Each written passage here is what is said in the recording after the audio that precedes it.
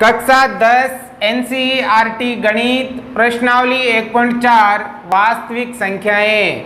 बच्चों आज की इस क्लास में इस प्रश्नावली के सवाल नंबर 3 से स्टार्ट करेंगे। आपको ये सवाल ध्यान से समझने हैं। तो देखो सवाल नंबर 3, कुछ वास्तविक संख्याओं के दशमलव प्रसार नीचे दर्शाए गए हैं। प्रत्येक स्थिति के लिए निर्धारित कीजिए कि यह संख्या परिमेय संख्या है या नहीं। यदि यह परिमेय संख्या है और P/Q के रूप की है तो Q के अभाज्य गुणनखंडों के बारे में आप क्या कह सकते हैं। हमें कुछ वास्तविक संख्याओं के दशमलव प्रसार दे रखे हैं, ठीक है। अब हमें प्रत्येक स्थिति में यह बताना है कि यह परिमेय है या फिर नहीं है। यदि परिमेय है तो Q के अभाज्य गुणनखंडों के बारे में आपको बताना है। तो देखो पहले दे रखा है 43.1 2 3 4 5 6 7 8 9, ठीक है। अब देखो बच्चों ये वाली संख्या यहाँ तक खत्म हो रही है ना, खत्म हो रही है तो इसका जो दशमलव प्रसार है वो शांत आवृत्ति का है, ठीक है। जो संख्या यहाँ तक खत्म हो जाती है मतलब आगे तक नहीं रहती है उसका दशमलव प्रसार होता है शांत आवृत्ति का। तो जो नंबर दे रखा है इसका जो दशमलव प्रसार है, दशमलव प्रसार, ठीक है, वो किस आवृत्ति का है, वो है शांत आवृत्ति का, ठीक है। और अगर दशमलव प्रसार शांत आवृत्ति का है तो वो कौन सी संख्या होती है, वो परिमेय संख्या होती है। मतलब ये वाला जो नंबर है वो कौन सी संख्या है, वो परिमेय संख्या है। अतः 43 1 2 3 4 5 6 7 8 9 क्या है, एक परिमेय संख्या है, एक परिमेय संख्या है, ठीक है। परिमेय संख्या है इसका मतलब ये P/Q के रूप की है। और अगर शांत है, शांत आवर्ती है, ठीक है, और P/Q के रूप की है तो उसके जो Q के अभाज्य गुणनखंड होते हैं वो 2 और 5 के रूप में होते हैं। कितने होते हैं, 2 और 5 के रूप में। अतः Q के अभाज्य गुणनखंड 2 की घात m गुणा 5 की घात n के रूप के होंगे, ठीक है। यह आ जाएगा इसका आंसर। आपको ध्यान दो, अगर कोई भी नंबर, कोई भी वास्तविक संख्याएं हैं जिसका दशमलव प्रसार यानी कि ये खत्म होती है, ठीक है, इसका मतलब इसका दशमलव प्रसार कैसा है, शांत आवृत्ति का। अगर वो शांत आवृत्ति का है तो वो क्या है, एक परिमेय संख्या होती है। और परिमेय संख्या है तो इसे P/Q के रूप में लिख सकते हैं। और इसके जो Q के अभाज्य गुणनखंड होते हैं वो 2 और 5 के रूप के होते हैं। मतलब इसके नीचे जो हर में आएगा नंबर, जैसे इसके पॉइंट हटाओगे बटे में या 9 है ना अंक पीछे, तो मतलब 9 जीरो लगा दोगे, 1 लिख के 9 जीरो, तो जो उसके गुणनखंड करोगे ना 2 और 5 के रूप में आएंगे, ठीक है। तो ये लिखना है। अब देखो दूसरा 0.120 0, फिर 1 2 0 0, फिर 1 2 0 0 0, फिर 1 2 0 0 0 और ऐसे आगे तक चलता जा रहा है। डॉट डॉट डॉट लिखा हुआ आ रहा है ना, मतलब ये वाला जो नंबर है वो आपके क्या है, अशांत है। क्या है, अशांत है, क्योंकि देखो यहाँ पर ये रुक नहीं रहा है, आगे तक चल रहा है। फिर ये 1 0 बढ़ जाएगा, फिर 1 0 बढ़ जाएगा। अशांत है और अनावृत्ति है। अनावृत्ति मतलब इस नंबर की दोबारा वापस आवृत्ति नहीं। देखो यहाँ 120 आया, फिर 1200 आ गया, फिर 12,000 आ गया, मतलब 120 वापस रिपीट नहीं हो रहा है। तो मतलब कैसा है, ये अशांत अनावृत्ति है। और अशांत अनावृत्ति जो होती है ना बच्चों, वो अपरिमेय संख्या होती है। कौन सी संख्या होती है, अपरिमेय संख्या। तो क्या लिखेंगे, यह इसका दशमलव प्रसार, क्या लिखेंगे, इसका दशमलव प्रसार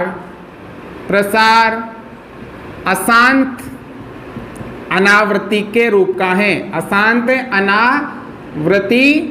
अनावृत्ति के रूप का है। और अगर अशांत अनावृत्ति के रूप का है तो बच्चों वो अपरिमेय संख्या होती है। वो क्या होती है, अपरिमेय संख्या। इसलिए यह क्या है, अपरिमेय संख्या है, अपरिमेय संख्या है। अगर बच्चों ये अपरिमेय संख्या है तो इसे हम P/Q के रूप में नहीं लिख सकते और Q के गुणनखंड के बारे में बताने की आवश्यकता नहीं है। तो सिंपल है, जो नंबर अंत तक चल रहा हो तो वो अशांत, मतलब जो खत्म ही नहीं हो रहा हो वो क्या होती है, अशांत हो रही है। और देखो ये वाला नंबर दोबारा से नहीं आ रहा है, रिपीट नहीं हो रहा है, तो क्या होती है, अनावृत्ति होती है। और जो अशांत अनावृत्ति होती है वो क्या होती है, एक अपरिमेय संख्या होती है। और अपरिमेय संख्या को हम p बटा q के रूप में नहीं लिख सकते, इसलिए इसके q के गुणनखंड के बारे में हमें बताने की आवश्यकता नहीं है। ये हो जाएगा इसका आंसर। अब देखो आगे तीसरा, 43.1 2 3 4 5 6 7 8 9 और उसके ऊपर बार लग रहा है। इसका मतलब ये है कि ये वाला जो नंबर है वो बार बार रिपीट हो रहा है, वो बार बार आ रहा है, मतलब ये वाला नंबर फिर आएगा फिर आएगा, ऐसे इसका अंत ही नहीं है। इसका अंत मतलब ऐसे डॉट डॉट डॉट आगे तक चलता जाएगा, ये नंबर फिर आ जाएगा फिर आ जाएगा, इसका कोई अंत नहीं है। तो मतलब देखो अगर ऐसा नंबर आता है, ठीक है, तो ये कैसा है, ये अशांत है, मतलब खत्म नहीं हो रहा है लेकिन आवृत्ति है, अशांत है और क्या है, आवृत्ति है, मतलब बार बार इसी नंबर की आवृत्ति हो रही है। तो ये क्या है, इसका दशमलव प्रसार, दशमलव प्रसार कैसा है, अशांत, अशांत आवृत्ति के रूप का है। और अगर अशांत आवृत्ति है तो वह क्या है, कि परिमेय संख्या है। अशांत आवृत्ति है तो वह क्या है, परिमेय संख्या है। इसलिए 43.1 2 3 4 5 6 7 8 9 और इसके ऊपर ये वाला नंबर क्या है, एक परिमेय संख्या है। और परिमेय संख्या है तो ये p बटा q के रूप की है। अब p बटा q के रूप की है तो इसके q के गुणनखंड के बारे में आप क्या कह सकते हो। तो बच्चों अशांत आवृत्ति परिमेय होती है, लेकिन इसके जो q के गुणनखंड हैं वो 2 और 5 के रूप के नहीं होते हैं, मतलब 2 और 5 भी हो सकते हैं, इनके अलावा दूसरे नंबर भी हो सकते हैं। देखो अगर शांत आवृत्ति है तो उसके जो q के अभाज्य गुणनखंड है वो 2 और 5 के रूप के होंगे। अगर वह अशांत आवृत्ति है, परिमेय तो है लेकिन उसके अभाज्य q के जो अभाज्य गुणनखंड है, q के अभाज्य गुणनखंड, अभाज्य गुणनखंड क्या है, 2 की घात m गुणा 5 की घात n, 2 की घात m गुणा 5 की घात n के रूप के नहीं हैं। ये हो जाएगा आपके, ठीक है। तो ये तीनों सवाल आपके समाप्त हुए। जो संख्या समाप्त होती है वो शांत आवृत्ति होती है, और यदि ये शांत आवृत्ति है तो ये परिमेय संख्या होती है, और इसे हम p बटे q के रूप में लिख सकते हैं। जहां पर जो q के गुणनखंड करोगे वो 2 और कितने आएंगे, 5 ही आएंगे।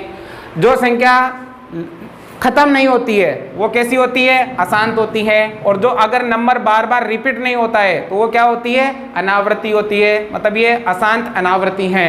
और अशांत अनावृत्ति वाली संख्या क्या होती है, अपरिमेय होती है। और अपरिमेय को हम p बटा q के रूप में नहीं लिख सकते, तो q के गुणनखंड बताने की हमें आवश्यकता नहीं है। अब देखो ये वाला नंबर, देखो ये भी अशांत है क्योंकि ये वाला नंबर बार बार रिपीट हो रहा है। ये नंबर 1 2 3 4 5 6 7 8 9 ये फिर आएगा फिर आएगा फिर आएगा और ऐसा आता ही जाएगा। इस लाइन का मतलब ये होता है। तो इसका दशमलव प्रसार कैसा है, अशांत तो है लेकिन आवृत्ति है। आवृत्ति मतलब इसी नंबर की दोबारा से आवृत्ति हो रही है। और जो अशांत आवृत्ति होती है ना बच्चों, वो क्या होती है, परिमेय होती है, और उसे हम p बटे q के रूप में लिख सकते हैं। और q के जो अशांत आवृत्ति के q के जो गुणनखंड है वो 2 की घात m और 5 की घात n के रूप के नहीं होते हैं, ठीक है। तो आपकी ये प्रश्नावली एक जो है वास्तविक संख्या वो समाप्त होती है। अगर आपको समझ में आए तो आप इन सभी क्लासों को लाइक करें, चैनल को सब्सक्राइब करें और इन सभी क्लासों को अधिक से अधिक शेयर जरूर करें। जल्दी हम प्रश्नावली 2 शुरू करेंगे।